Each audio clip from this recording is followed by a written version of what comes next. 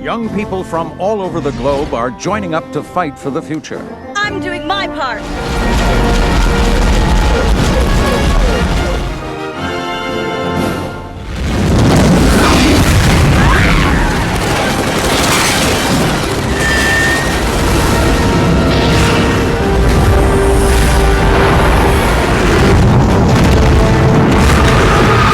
Starship Troopers blasted onto screens in 1997, it wasn't just another bug-squashing, laser-shooting sci-fi extravaganza.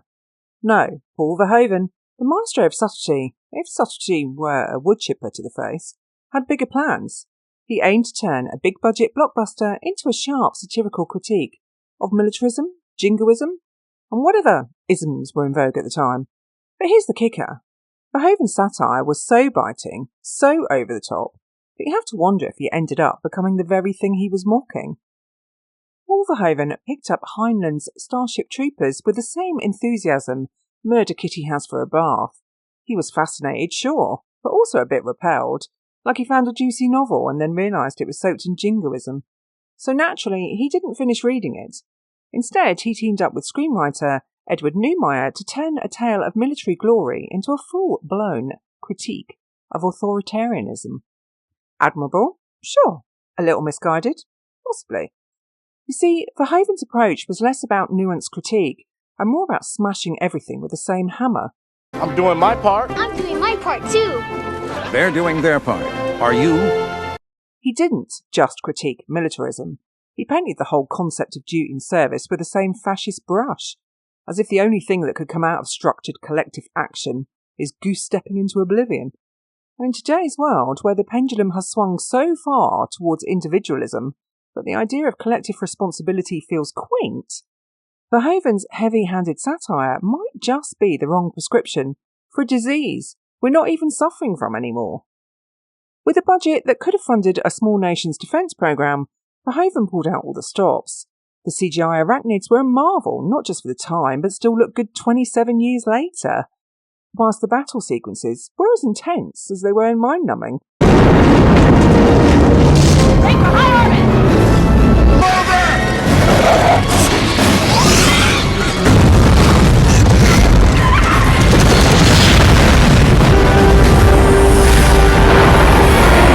For every explosion, every bug splattered across the screen was also a wink and a nudge from Verhoeven, a reminder that the glorification of war is, well, a bit ridiculous.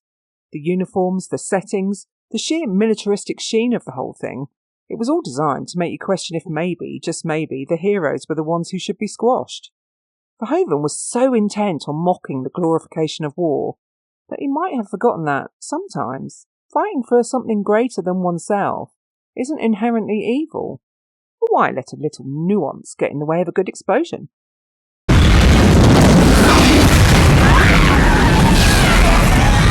Practical effects also played a crucial role. The production utilised a mix of animatronics, prosthetics and practical sets to create the visceral battlefield environments. For example, the scenes involving the mobile infantry's interactions with the arachnids often combined CGI with animatronic bug legs and other practical effects, which gave the actors something tangible to react to. This blend of techniques was essential in creating a sense of realism and urgency in the film's high-octane battle scenes. Basil Polidorus' score is the unsung hero of this entire endeavour. It swells with all the bombast of a patriotic march, perfectly synchronised to every slow-motion charge into battle.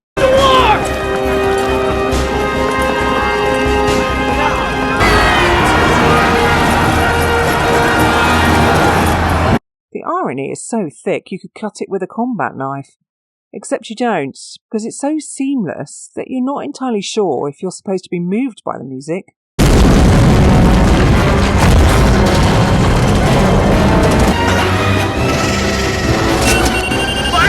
Or laughing at the absurdity of it all. And then there's the sound design. The arachnids don't just screech, they scream existential dread.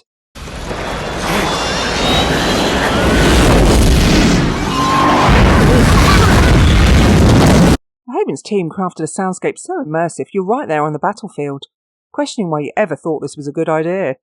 It's the perfect auditory backdrop for a film that wants you to question every cheer, every fist pump, every moment of supposed heroism. The plot of Starship Troopers is deceptively simple. It's your classic coming-of-age war story, but set in a dystopian future where humanity's biggest problem isn't its own hubris, but giant insect-like aliens from the planet Pendathu. We follow Johnny Rico, your average high school jock, with dreams as big as his biceps and a brain that's, well, let's just say his ambitions don't stem from intellectual curiosity. Look at that! 35%, ladies and gentlemen. Big numbers. Rico's arc is a masterclass in character development, or rather the lack thereof, as he goes from naive high schooler to brainwashed soldier, all without ever really understanding what he's fighting for. The story kicks off in a high school classroom, where students are being indoctrinated by their teacher. Why are only citizens allowed to vote? It's a reward. What the Federation gives you for doing federal service. Something given has no value. And force, my friends, is violent, the supreme authority from which all other authority is derived. That sounds familiar, but on a totally different side of the political spectrum. Nowadays, a heady mix of military propaganda and a sanitised version of history makes you wonder if Orwell had a hand in drafting it. The lesson is simple. Service guarantees citizenship. A mantra so ingrained in the society that it feels more like a life sentence than a promise. Rico, along with his friends Carmen Ibanez and Carl Jenkins, sign up for the federal service, each for their own reasons. No matter what, we'll always be friends. Well, chances are we'll never see each other again. We'll be millions of light years away from each other. Carmen, the ever-ambitious, starry-eyed pilot, dreams of flying starships. Because today I get to fly that. Carl, who's got psychic abilities because why not, is whisked away by military intelligence to do whatever it is that psychic fascists do. I sure hope you don't do anything like that to me. Don't be afraid. Can't do human, yet. And Rico, he's chasing Carmen because what better reason is there to throw yourself into the meat grinder of interstellar war? I hope you don't ruin your life over some silly little girl who wants to look handsome in a uniform. The love quadrangle spices things up, with Rico caught between his high school sweetheart Carmen, who's clearly more interested in her career than in him, and Dizzy Flores, a fellow soldier who's hopelessly in love with him, and is a lot hotter, to be fair, than Carmen. Xander Barcalau, a smugly competent pilot, and Rico's rival rounds out this romantic mess. Xander's presence adds friction to both Rico's love life and his military career, but why not let personal grudges play out on the battlefield? What's your malfunction, Rico? I joined up to get out on my own and you had to tag along. As the war against the arachnids escalates, so does the absurdity. Rico and his comrades are shipped off to various bug-infested planets, where the only strategy seems to be shoot anything that moves. The battles are brutal, the body count is high, and the logic is non-existent.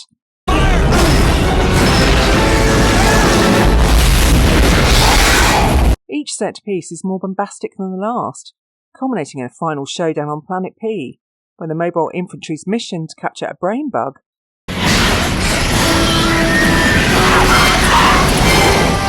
This is insane as it is suicidal. What makes the plot so fascinating and so darkly funny is how it plays everything completely straight. There's no winking at the audience, no moment where the characters realise they're part of a satire.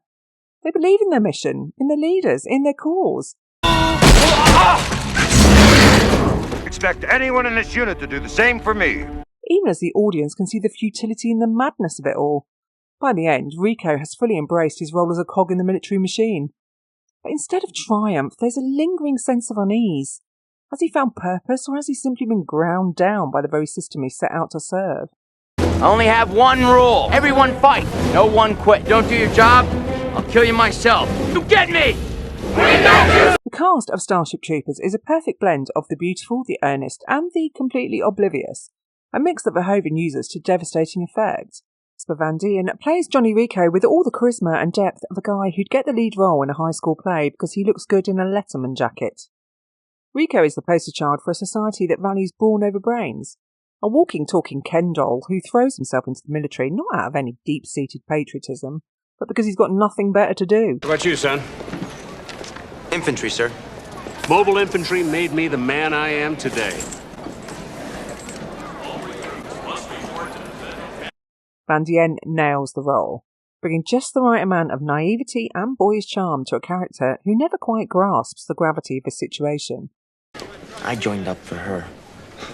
I wouldn't even be here if it wasn't for her. What are you talking about? You made squad leader on your own. Sir, I needed everyone in my squad operational, sir. Then why did you order your man to remove his helmet during a live fire exercise? I wanted to win, sir.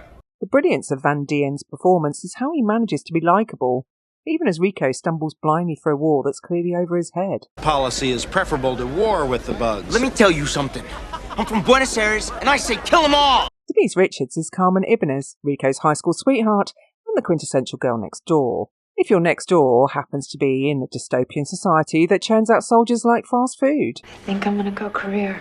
I want to command a ship of my own, and I think that's gonna leave a lot of room for you and me, Johnny. I know that's not what you wanted to hear. Carmen is ambitious, laser-focused on becoming a Starship pilot, and seemingly immune to the horrors unfolding around her. In simulation, my supervisors can never keep up. Richard plays her with an almost unsettling optimism, making Carmen the perfect embodiment of a society that values obedience and conformity over critical thinking. Her relationship with Rico is as doomed as her moral compass, but that's what makes her character so compelling. She's too busy climbing the ranks to notice the cracks in the facade. Take care of yourself, Johnny. I'll see you again. Dina Meyer's Dizzy Flores is the heart of the film, which isn't saying much in a movie where the heart gets stomped on by jackboots.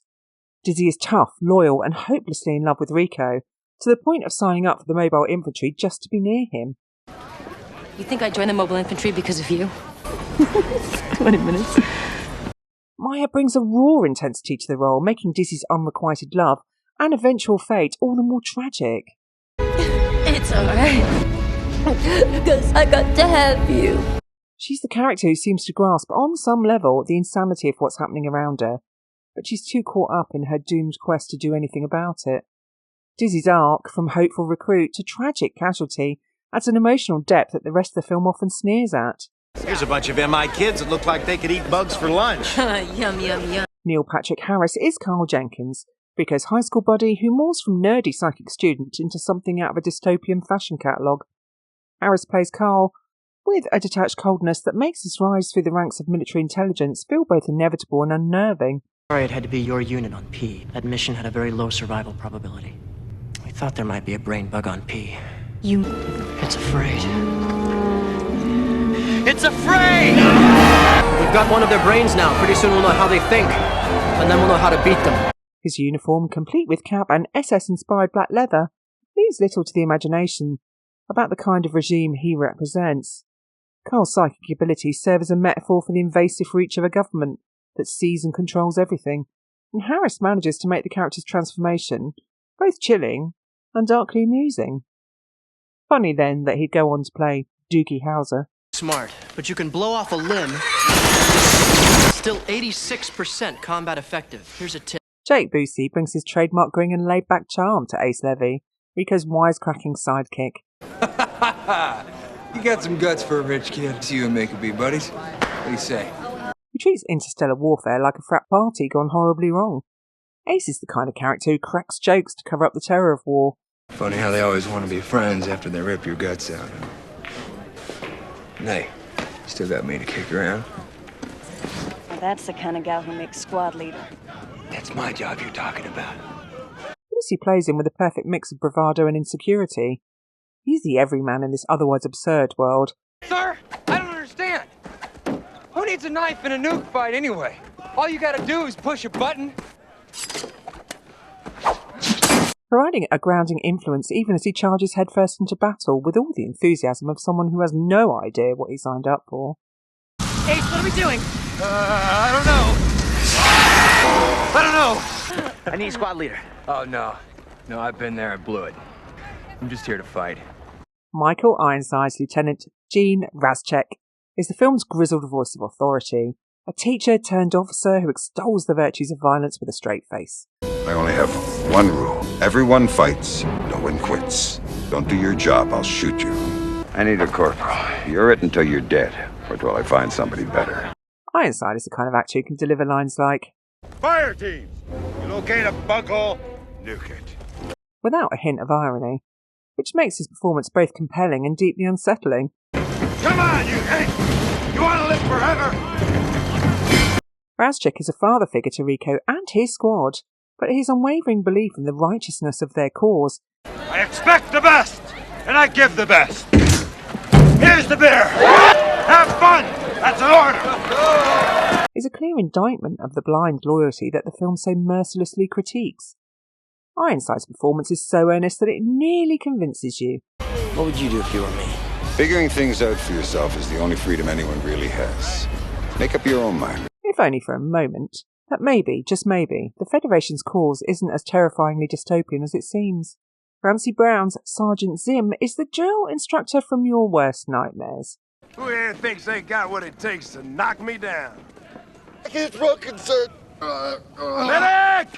The kind of guy who thinks empathy is a sign of weakness and prefers to motivate through sheer terror. The enemy cannot push a button if you disable his hand.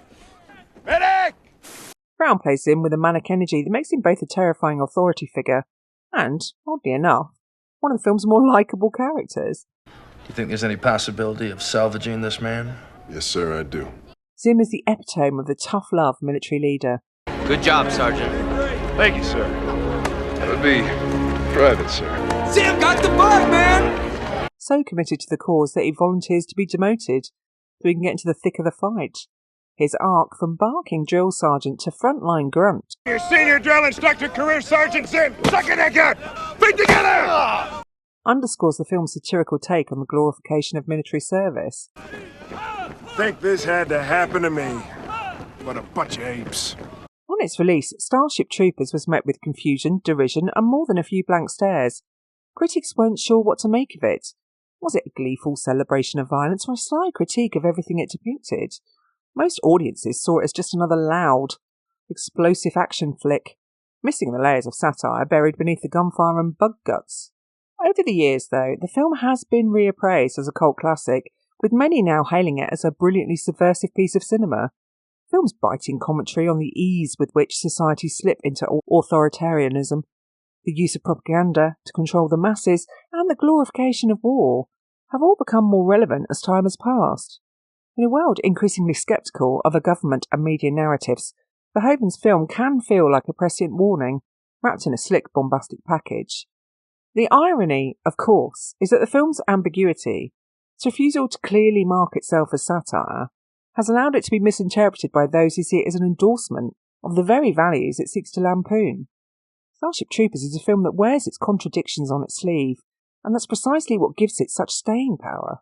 It's a film that can be enjoyed on multiple levels, whether you're in it for the explosions or the existential dread. Starship Troopers left a significant mark on the science fiction genre, influenced everything from video games to other films.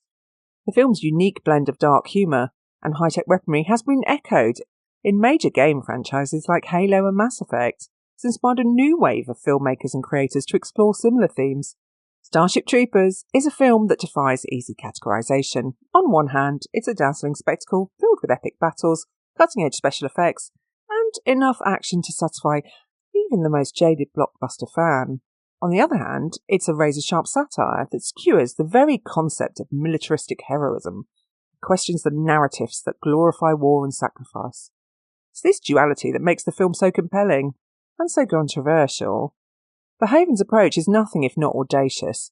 By wrapping his critique in the trappings of a big-budget action movie, he lures the audience in with a promise of entertainment, only to confront them with a biting commentary on the dangers of blind patriotism and authoritarianism. The film's use of propaganda-style interludes, its portrayal of a society that celebrates violence as its highest virtue, and its nods to historical totalitarian regimes all serve to underscore the absurdity of the very things it appears to glorify. In his zeal to critique, Verhoeven walks a fine line between satire and cynicism. By equating all forms of military service with fascism, he risks undermining the legitimate and often noble reasons why people choose to serve. The film's relentless mockery of duty, honour and sacrifice can be seen as dismissive, a very real and necessary fight against tyranny that has shaped much of modern history. After all, it was not ironic detachment or satirical critique that defeated the fascist regimes of the 20th century, but the courage and sacrifice of those who believed in something greater than themselves. In this sense, Starship Troopers could be viewed as both a brilliant satire and a cautionary tale about the limits of satire itself. Verhoeven's film is a powerful reminder of the dangers of authoritarianism. It also raises uncomfortable questions about what happens when satire goes too far, when the critique becomes so broad and so sweeping that it risks erasing the very real complexities and moral dilemmas that underpin the issues it seeks to address, and the values we hold dear. It's a film that asks us to question not just the actions of its characters, but also our own beliefs about service, sacrifice, and the role of the military in society. And in doing so, it forces us to confront the uncomfortable possibility that the line between heroism and fascism might be thinner than we'd like to admit. We have the ships. Soldiers like Lieutenant Statko. Come on, you ape! You wanna live forever! Service guarantees citizenship. Are you ready to enlist in the digital fight for truth, justice and relentless satire? Then don't just sit there, hit that like button, drop a comment and subscribe to my channel. Here at Geeklectica, the galaxy needs heroes like you. Brave souls who aren't afraid to engage with content, share opinions and blast the algorithms into submission. Don't be a civilian in the battle for clicks and engagement, be a citizen. Be the trooper who stands tall, shares widely and ensures the message spreads far and wide. Do your part, soldier, because in this war, every like counts, every comment matters, and every subscriber is another victory for freedom on the front lines of the internet.